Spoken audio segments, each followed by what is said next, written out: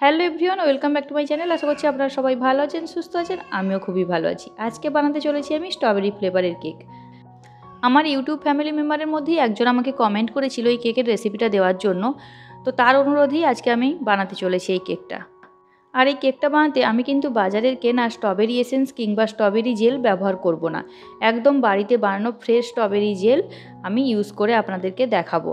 আর এই কেকটা খুব সিম্পল আর ইজিভাবে বানানো যায়, যে কেউ বানাতে পারবে চাইলেই। শুধুমাত্র কয়েকটা টিপস ফলো করতে হবে। তার জন্য আমার ভিডিওটা স্কিপ না করে কন্টিনিউ দেখতে হবে।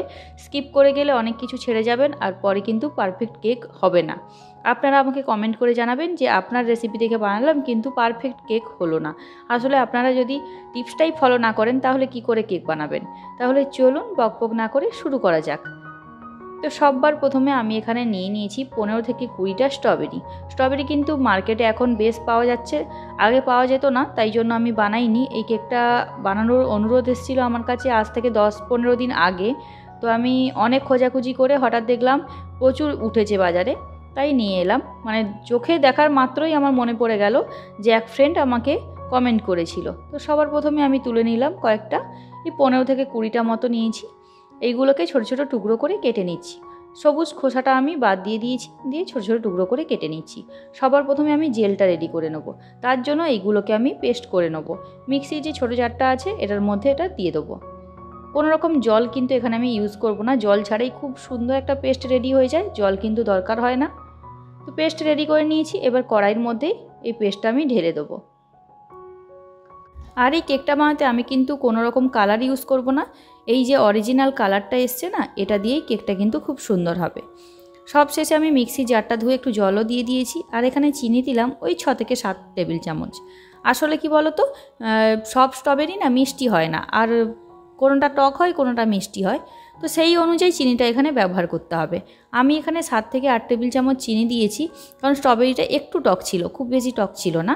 আপনারা যেই স্ট্রবেরিটা আনবেন সেটা যদি বেশি টক হয় তাহলে চিনির পরিমাণটা একটু বাড়িয়ে দেবেন, আর অল্প একটু লবণও দিয়ে দেবেন। এরপরে গ্যাস জ্বালিয়ে দিয়েছি, কড়াই বসিয়ে দিয়েছি। একদম হাই গ্যাসে এটাকে রান্না করে নিতে হবে 5 মিনিট সময় ধরে। 5 মিনিট এটা কিন্তু একদম ফুটে গাঢ় হয়ে আসবে।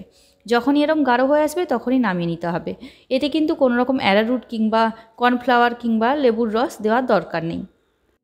ওটা গ্যাস থেকে আমি নামিয়ে নিয়েছি, ঠান্ডা হতে থাক। ততক্ষণ একটা বোলের মধ্যে নিলাম আমি 1 কাপের 4 ভাগের 1 ভাগ তেল আর 1 কাপে 4 ভাগের 1 ভাগ দুধ, লিকুইড মিল্ক।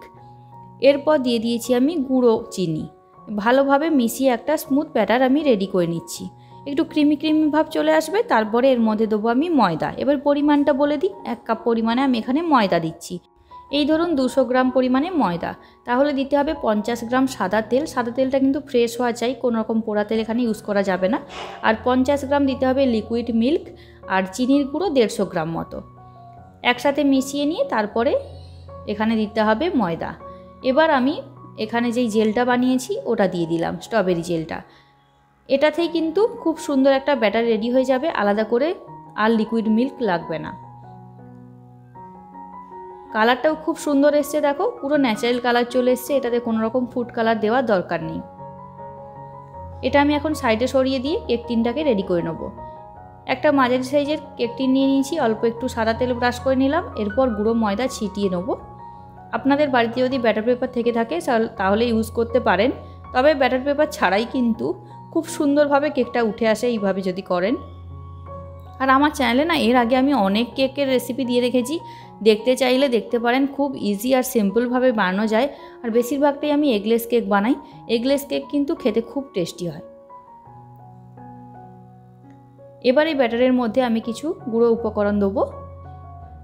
আধা টেবিল চামচ দিয়ে দিয়েছি বেকিং পাউডার, তার অর্ধেক দিয়েছি আমি বেকিং সোডা, মানে 1 চামচের 4 ভাগের 1 ভাগ।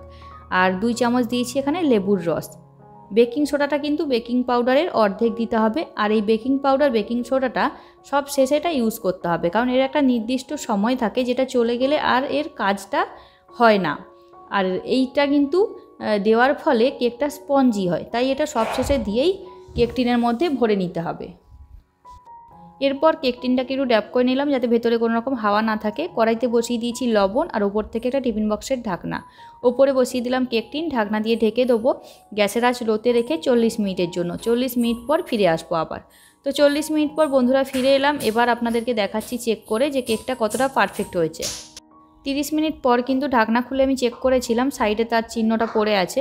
তো তখন কেকটা হয়নি, ক্লিন আসেনি ছুরিটা আমার। এখন কিন্তু পুরোপুরি ক্লিন আসছে 10 মিনিট পরে, একদম পারফেক্ট হয়েছে। এবার কেকটা ঠান্ডা করে নিয়ে তারপরেই আমি কিন্তু ছুরিটা লাগাচ্ছি। কেকটা অবশ্যই ঠান্ডা করে নেবেন, গরম অবস্থাতেই এটা যদি বের করতে যান তাহলে কিন্তু ভেঙে যাবে। এরপর কেক টিনটাকে উল্টে একটুখানি তলাতে ঠুকে নিতে হবে।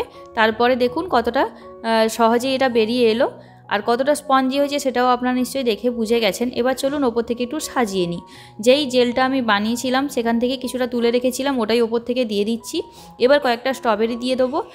কতটা ইজিভাবেই এই কেকটাকে আমি ডেকোরেশন করে নিলাম দেখে নিশ্চয়ই বুঝতে পারছেন, আর কতটা সিম্পল এই রেসিপিটা। চাইলে কিন্তু কারোর জন্মদিনে এইভাবে বানিয়ে চমকে দিতে পারেন। চলুন তাহলে আজকে ভিডিওটা এই পর্যন্ত, আবার দেখাবে নতুন কোনো ভিডিও নিয়ে। ততক্ষণ আপনারা ভালো থাকবেন, সুস্থ থাকবেন, আর কেমন লাগলো আজকের ভিডিও সেটাও কমেন্ট করে জানাবেন। বাড়িতে বানালে খেয়ে আপনাদের কেমন লাগলো সেটাও জানাতে ভুলবেন না কিন্তু। টাটা বাই বাই, আবার দেখাবে নতুন কোনো ভিডিও নিয়ে।